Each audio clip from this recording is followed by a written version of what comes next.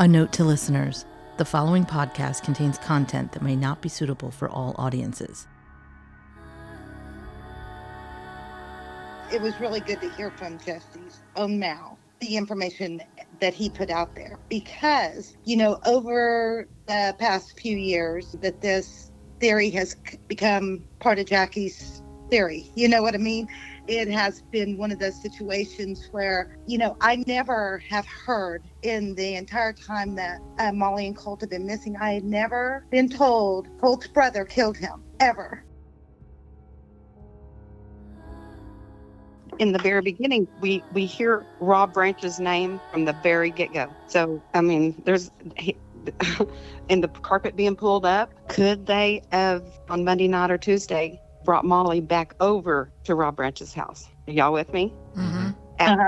Yeah. After the tying up to the tree, that, I believe all that was still true. Brought back over. Jennifer Knipp was supposedly said, get them out of here, get her out of here. You see? Mm-hmm. So, Mm-hmm. Hey, let's take her over to, get her out of here, take her over to Rob Branch's. Didn't Monique tell us that she had written out a missing person report at the Wilson Police Department, and she went back in there and it was in the trash? Yeah, she dang sure did. That was the field. Yeah, well, Felix did. Yeah. Chief of police at the time, Felix Hernandez, had thrown the report away that Monique had done. If I recall correctly, he threw something away and she saw it in the trash. And I was thinking it was the missing person report that she was making on Colt.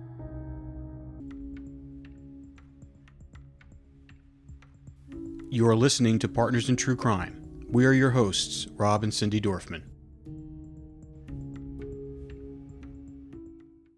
Hi, everyone. If you're enjoying the podcast, please leave us a review wherever you listen to your podcasts, even if it's one word. And please subscribe to our website, www.partnersintruecrime. Follow us on TikTok, Facebook, and Instagram to check out our weekly promos. We're also now on YouTube at Partners in True Crime. If you subscribe to our website, you'll be getting weekly emails from us and all kinds of promotions and things that we don't advertise on the podcast. As many of you know, we have been working with Paula and Misty on Molly and Colt's case for the past 5 years. We have been through thousands of pages of reports and listened to dozens of audio recordings, gone through hundreds of tips, and still we do not have the answer as to what happened to them. For the past decade, Paula and Misty have dedicated their lives to finding the truth, and a lot of that has been weeding through the rumors and the stories that are out there about Molly and Colt. One in particular points the finger at Colt's brother, Jesse, which is why we decided to bring him on the podcast. After the last 2 episodes dropped with Jesse Haynes' interview, we have received a lot of support from followers of Molly and Colt's case. Both Paula and Misty were intrigued with Jesse's interview. Keep in mind, they have only met Jesse once during this decade of no answers and really don't know him that well at all. Jesse revealed some information which we have never heard before, which is why we're going to have Paula and Misty on today. We want to hear their thoughts about Jesse's interview and the future of the case. We're going to play the first part of their interview today, and then part 2 will be next week. We're also going to be playing some segments of Jesse's interview that we feel need more emphasis while Paula and Misty discuss their thoughts on what he had to say. Now let's hear from Paula and Misty. All right, ladies, thank you so much for doing this.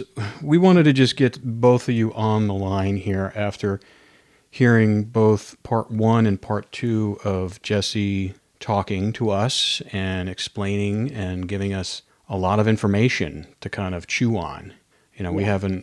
No one's really spoken to Jesse. I mean, we spoke to him early on when we did the documentary. Unfortunately, his interview never aired in the documentary because we had to cut it down.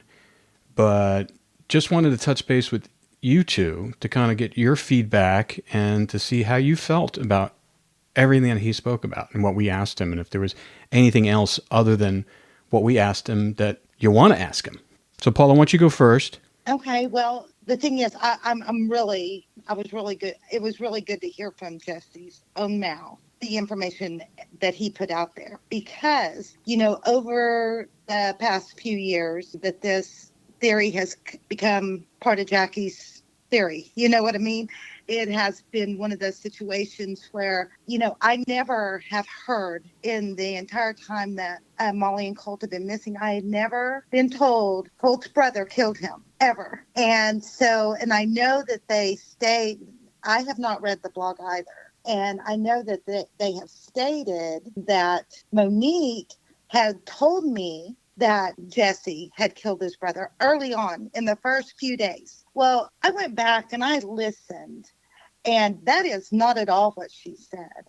We were talking, and I said to her, I said, have you asked either one of your brothers if they've heard from Colt? And she said to Jesse, and Jesse had not, but he had said that when we find him, or if he shows up, I'm going to stab him. Well, I know that Misty can attest to this. Me, her, my sister, and Alex, one day after me and Misty and my sister had been out searching, we were sitting at the dining room table. We were talking about all this, and one of us said, and I don't recall who, but it was, if Molly walks through that door right now, I'm going to beat her ass.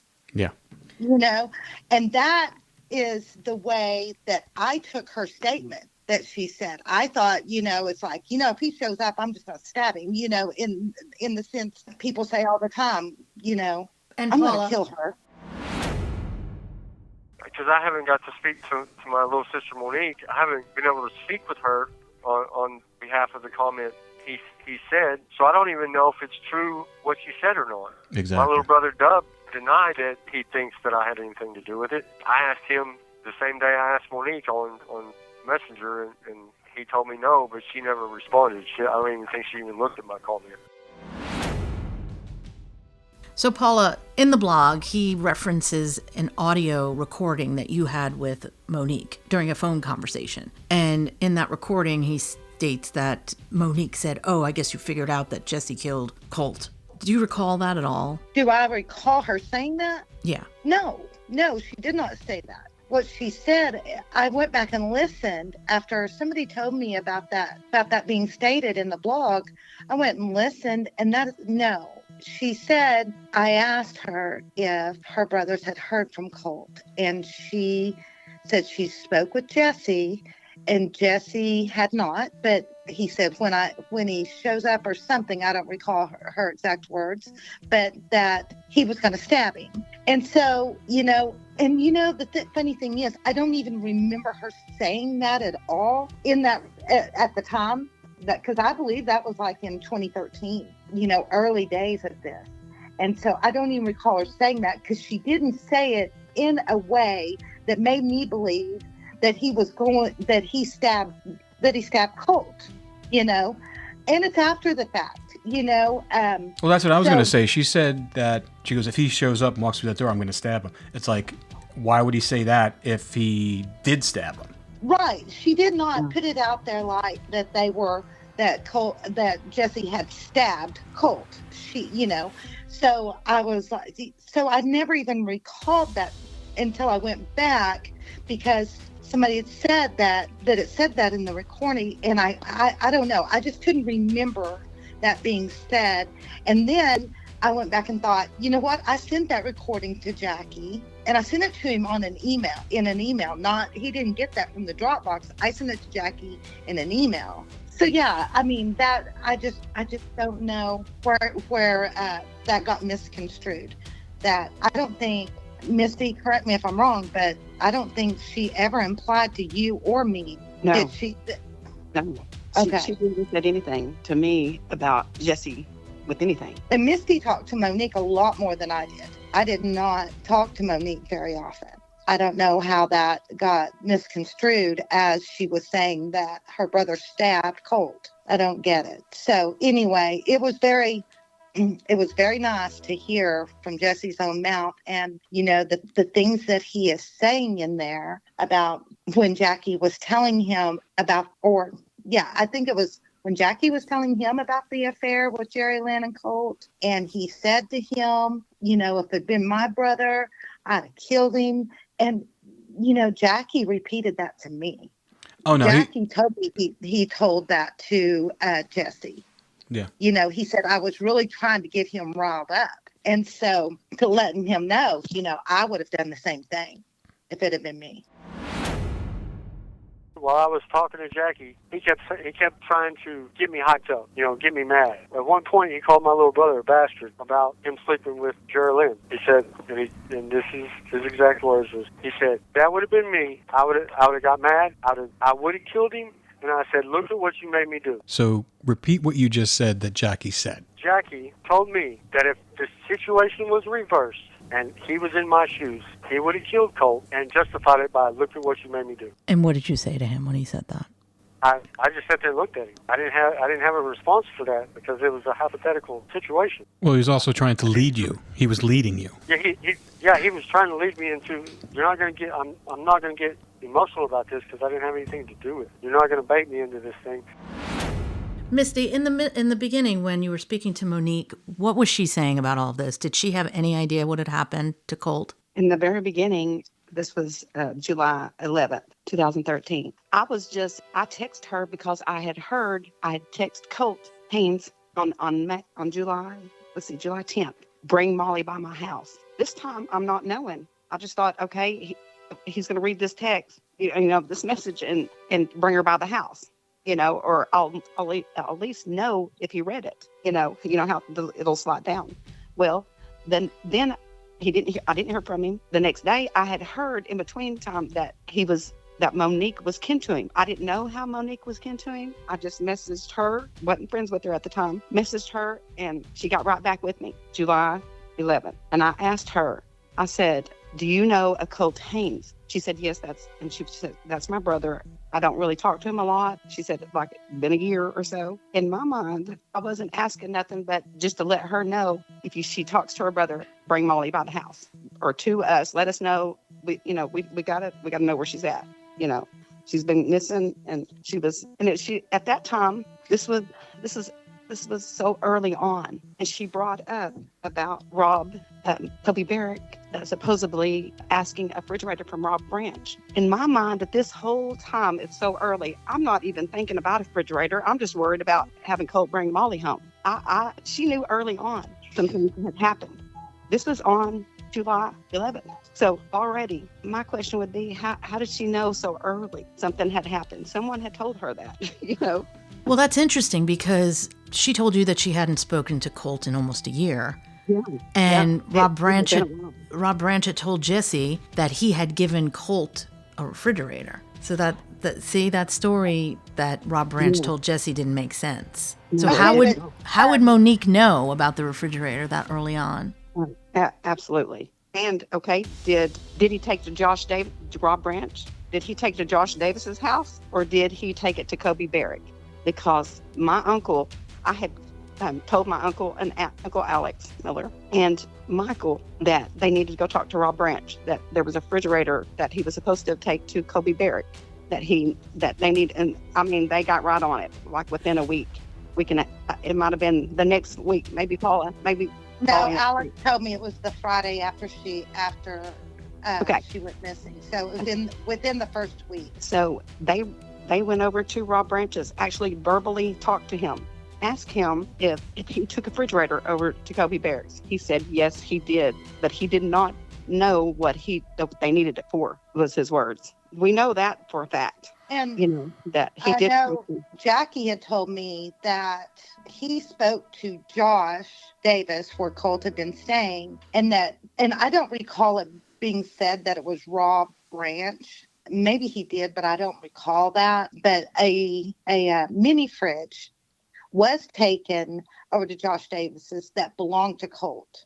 But that's while Colt was still living. So that was left, I don't know, maybe at Rob's house. I'm really not sure. But anyway, so Jesse's story in that is correct, that there was some sort of refrigerator, and it was like a mini fridge taken over to Josh's. But the freezer situation is a whole different incident from that. Yeah. You know what I mean? Mm-hmm. And it's kind of getting muddled up. It's kind of getting muddy, about the whole freezer refrigerator situation. So go ahead, Misty. I'm sorry. Oh no, that's fine. And so that's question. In the very beginning, we hear Rob Branch's name from the very get-go. So I mean, in the carpet being pulled up, could they have on Monday night or Tuesday brought Molly back over to Rob Branch's house. Are y'all with me? Mm-hmm. Yeah. After the tying up to the tree, all that, I believe all that was still true. Brought back over. Jennifer Knipp was supposedly said, get them out of here, get her out of here. You see? Mm-hmm. So, Mm-hmm.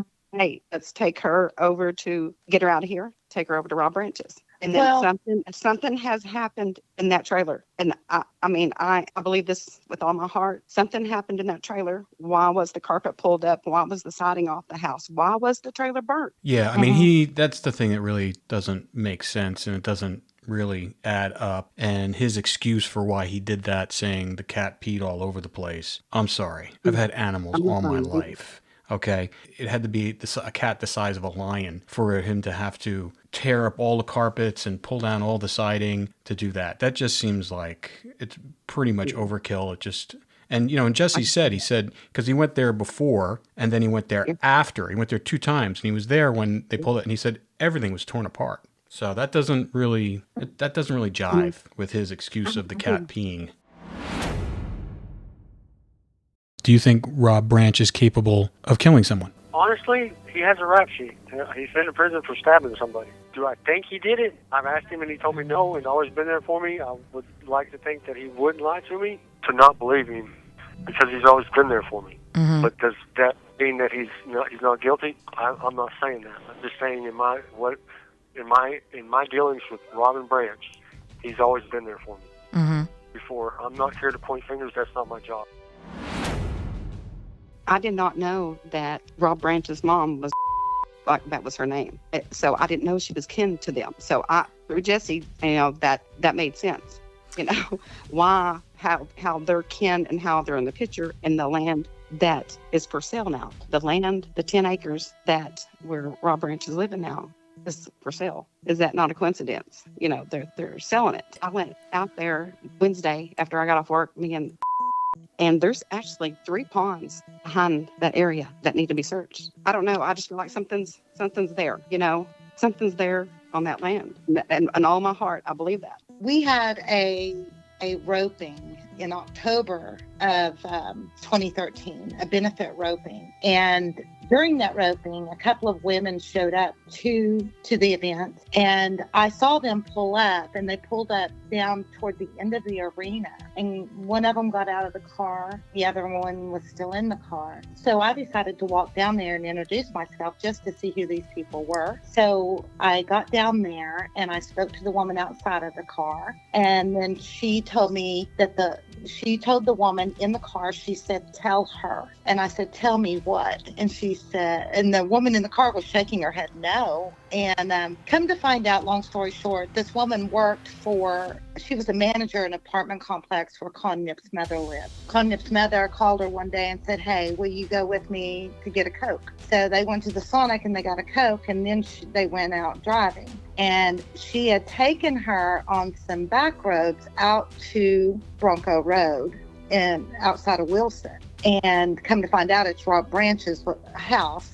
But anyway, so they get out there, and Con's mother is driving very slow in front of the house. And she was very concentrated on a certain area. And she had said something to this woman to the effect something bad happened there. And so then she made she turned around in the road, went back by it, and then they left. Anyway, the woman found it very interesting, and she wanted to tell me about it. And so I did make her get in my car and go with me and take me to the location, and which she did, and showed me where the place of interest on the property and that type of thing. So like Misty said, from, pretty much from day one, that property has been a place of interest. And we do know, and we've addressed this before, that Molly and Colt were there on that Saturday, spent the night that Saturday night there. Sunday morning is when Con picked them up from that location, and they went back to Josh Davis's house. And then Molly ended up back there that day.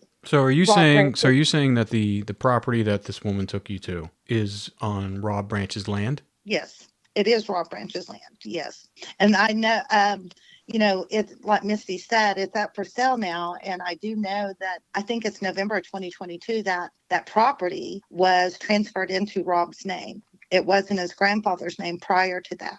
And now, of course, we know he's trying to sell it. But we also know that in December of 2023, that Rob Branch was arrested. I think the charge was possession of a firearm after a felony conviction, which he's dealing with still. So he did put the land up for sale shortly after his arrest in December. Okay, so quick question. When Jesse had said that Rob Branch told him that Colt and Con had showed up at his house with jewelry and money, and John Knipp thought that they had stole it from him. When Rob Branch told you that Colt, they couldn't find Colt, what did you think? Well, I didn't think anything about it, because when he initially asked me, "Hey, I'm looking for your brother Colt. Have you seen him? Have you heard from him?" "No, I haven't heard from him. I don't know where he's at." He said, "Well, I'm looking for him. My grandfather, or Con's grandfather, Rob Branch and Con Knipp are kin somehow, and Con Knipp's grandfather had gotten robbed." So I was told by Rob Branch, but that when he'd seen Con and Colt, that they had a bunch of drugs, a bunch of money, a bunch of jewelry. And I told him, I said, I don't know where he's at, but he'll turn up. He always does. He always turns up. Seeking the truth never gets old. Introducing June's Journey, the free-to-play mobile game that will immerse you in a thrilling murder mystery. Join June Parker as she uncovers hidden objects and clues to solve her sister's death in a beautifully illustrated world set in the Roaring '20s. With new chapters added every week, the excitement never ends. Download June's Journey now on your Android or iOS device, or play on PC through Facebook Games.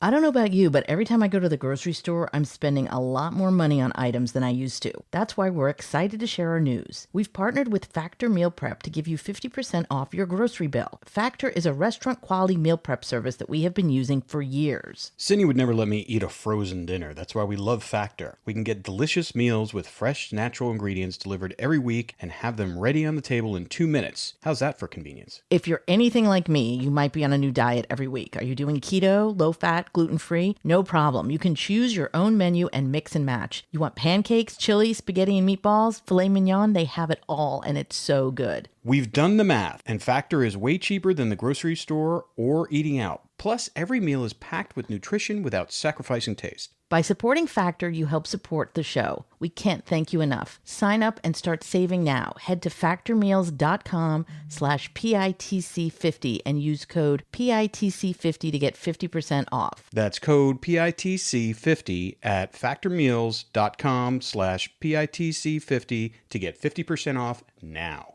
Had you ever heard that before? I had never heard that. Have you missed? No, I've never. I knew that Colt had a lot of money on him just because of the grandma telling my older sister that he had a lot of cash money on him. So we know that for a fact. The grandma even knew that, So he did have cash money. Now where he got it, I don't know. But if he did steal money and jewelry from John, I'm sure John Knipp was mad.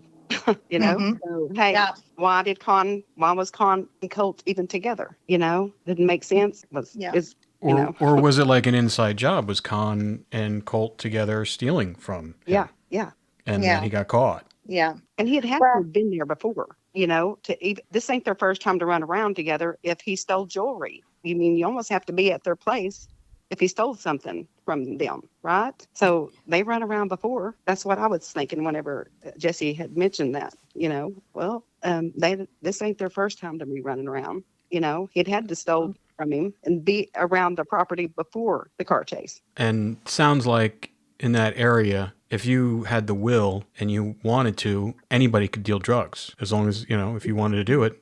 If someone wants to front you the meth, as long as they get their money back, they don't care who sells the meth. Right. Which I thought was really interesting that Jesse kind of revealed the underbelly about how, and that explains a lot why so many people get involved in that, because if they're not working and they're partying and someone says, "Hey, you want to go sell this meth for me?" And then they start using the meth while they're selling it, and then they use too much and they're like, "Well, I have to sell this stuff. I don't have enough." And then I got to get the money. Well, where are we going to get the money? Let's go steal some stuff and sell it so we have the money to pay back for the meth so we don't get in trouble. Right. It's a vicious cycle once you start going down that road. Because that sounds like that's what Jesse was doing, because he stole the motorcycle. Mm-hmm.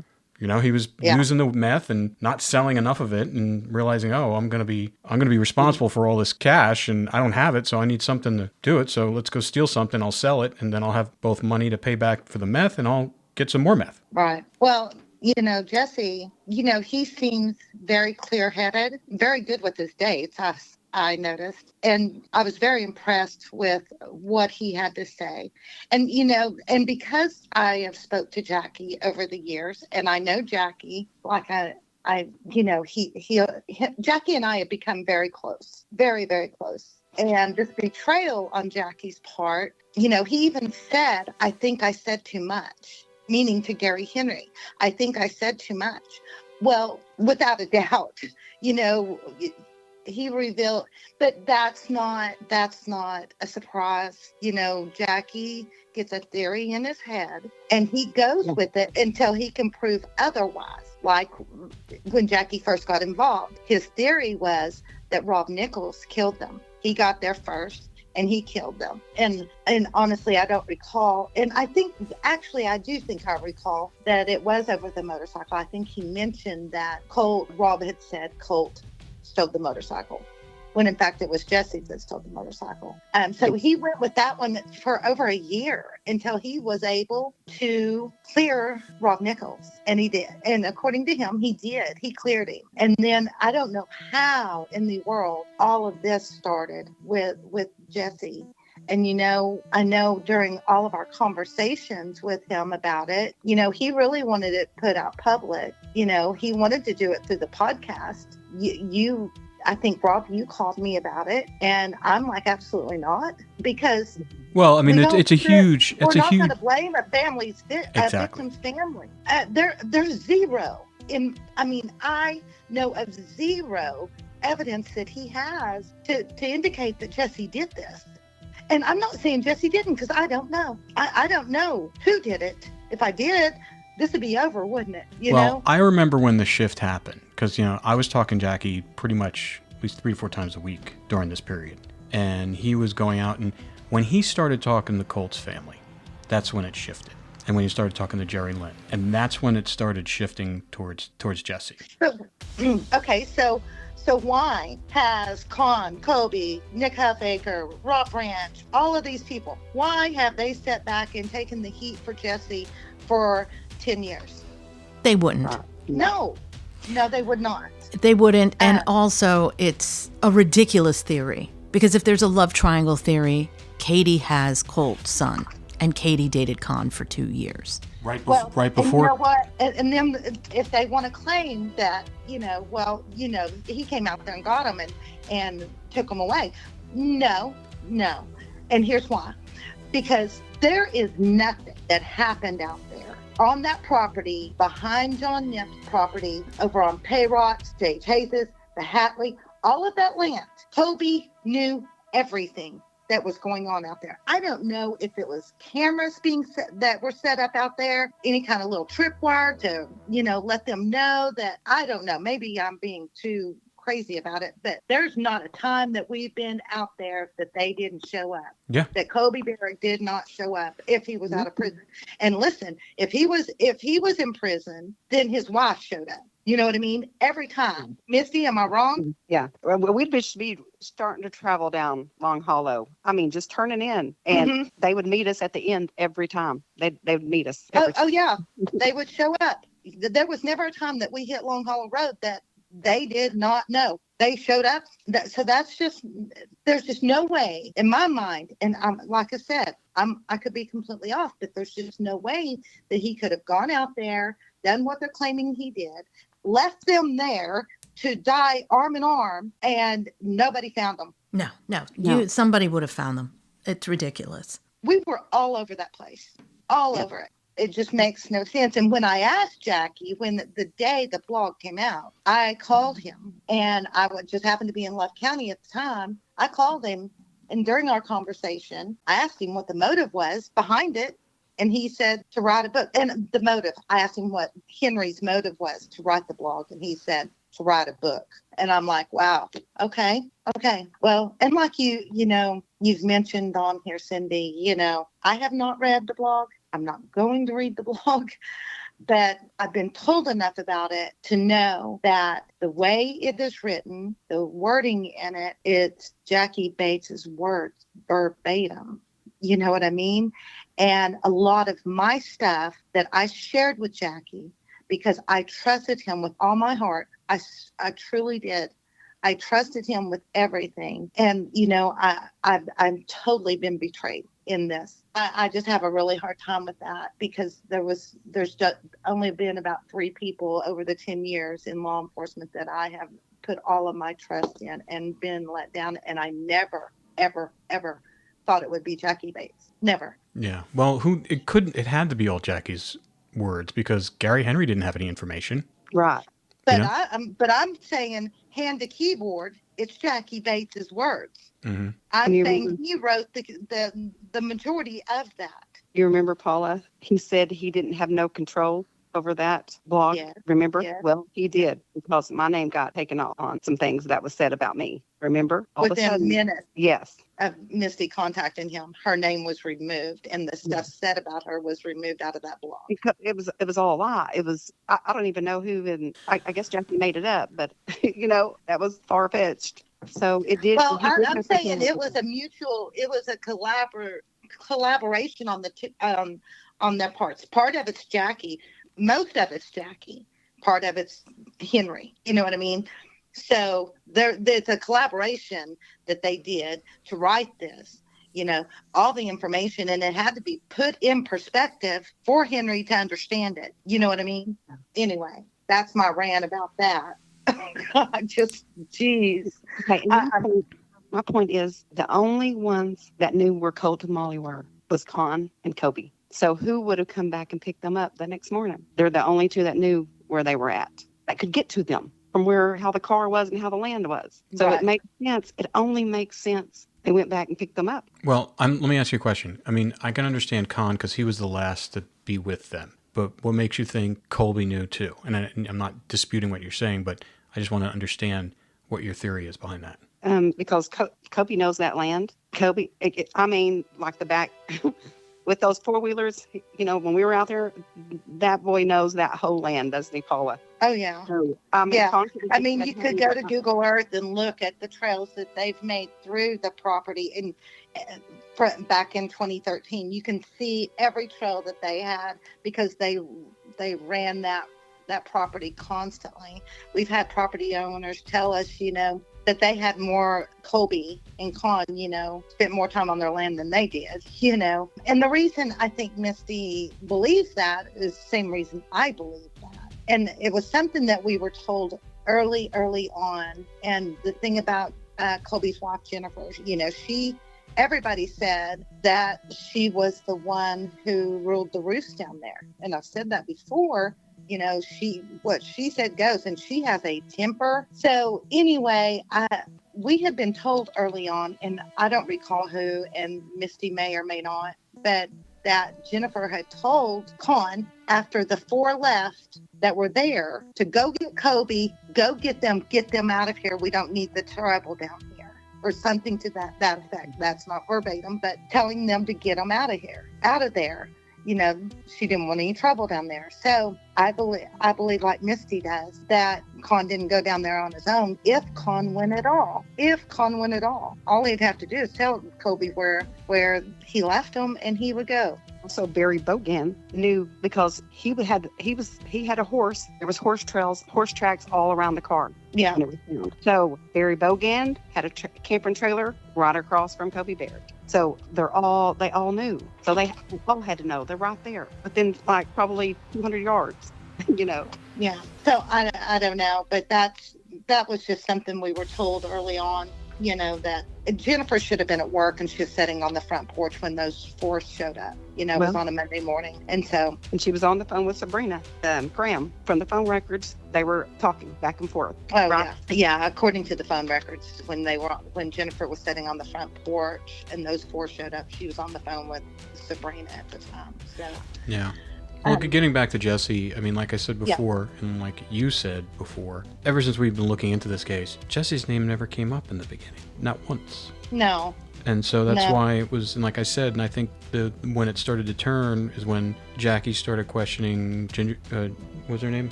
Monique. Monique, and who's the other one? The Ginger? Geraldine. Geraldine. But she's not related to Jesse. I know, but he was talking to her and then talking to Monique. And you heard Jesse's answers on his relationship with Monique. And so that kind of like... Well, Jackie would say to me, he said, no, Paula, I know you don't buy into what I'm saying, but I'm going to prove it.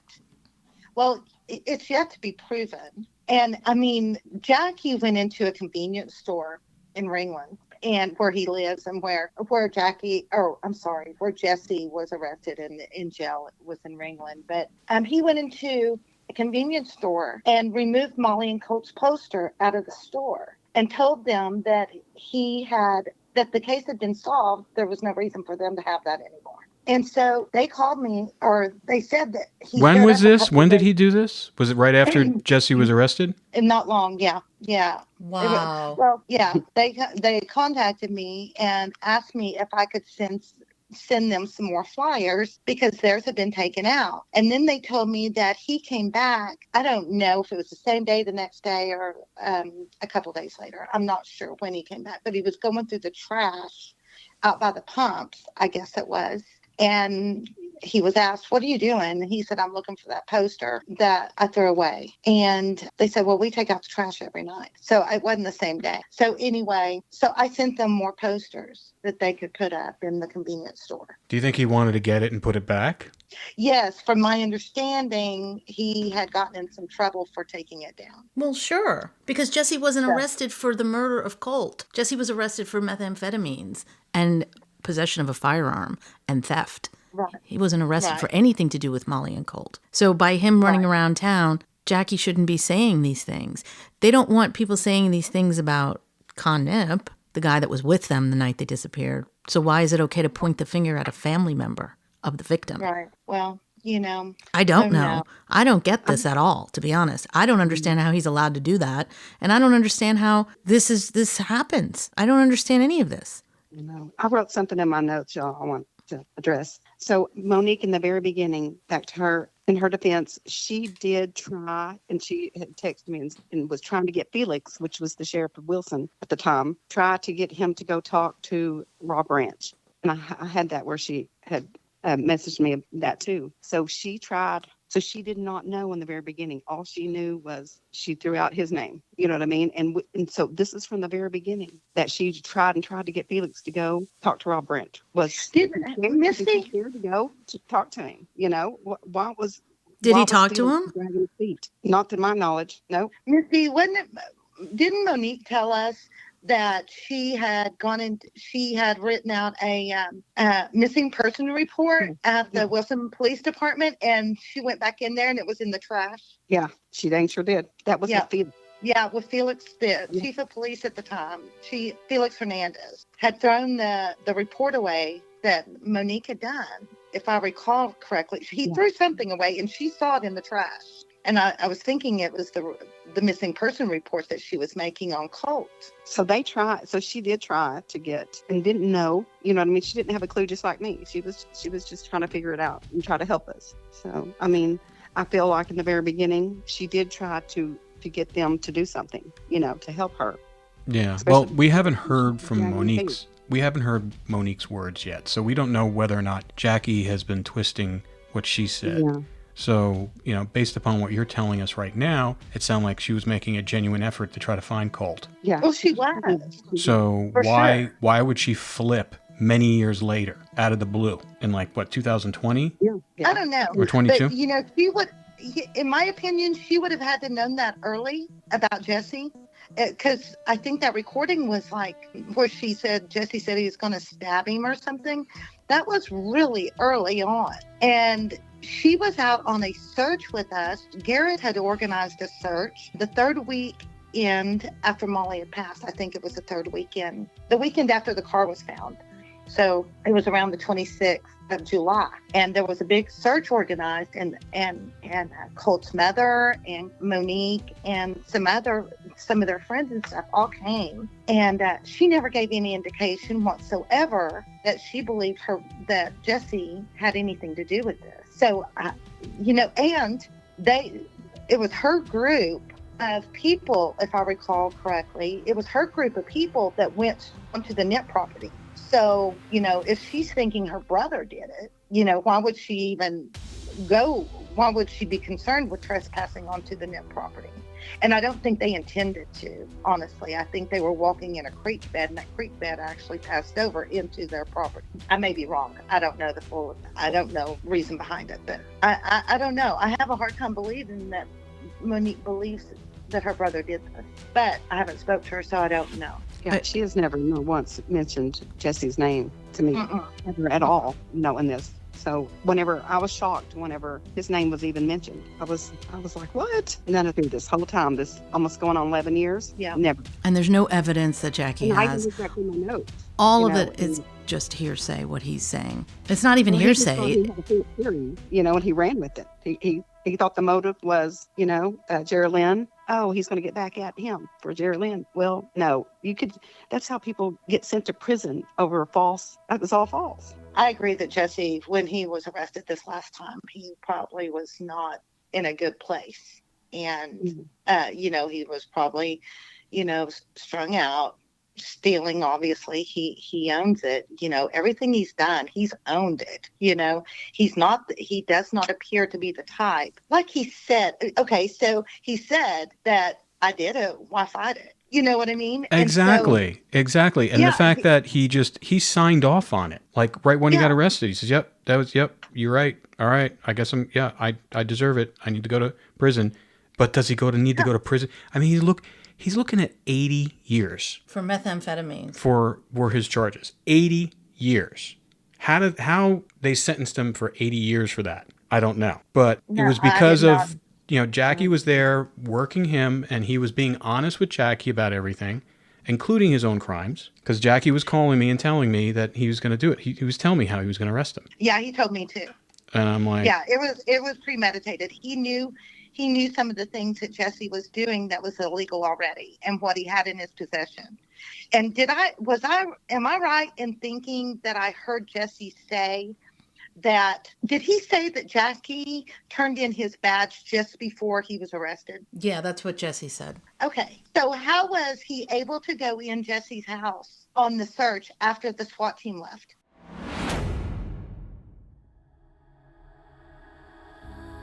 Next time on Partners in True Crime. No, and Jackie said he was not cleared. That meeting did not clear Con of this. And so he said there was things that Con stated during that he knew was inaccurate information. And he also was talking about Con would not say Rob Branch's name. He would refer to Rob Branch as oh boy, because Con is scared of Rob Branch. So that meeting didn't, according to Jackie, that meeting with Con did not clear him by any stretch of the imagination, because he caught Con in several different lies.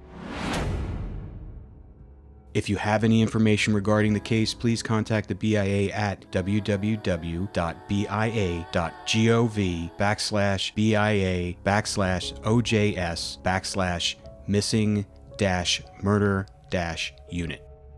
You can also call their hotline with tips at 1-833-560-2065 and email them directly at ojs_mmu@bia.gov. And if you want to text them with a tip, text keyword BIA-MMU and send your tip to 847-411. Check the Partners in True Crime website for this and any additional information.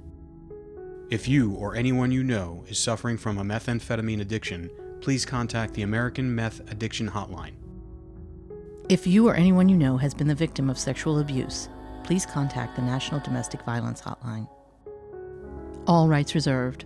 This has been a production of 722 Media Content. Please visit our website where you can subscribe to the podcast, find show notes, and listen to Vi's original song, Take Me Back, written for Molly Miller.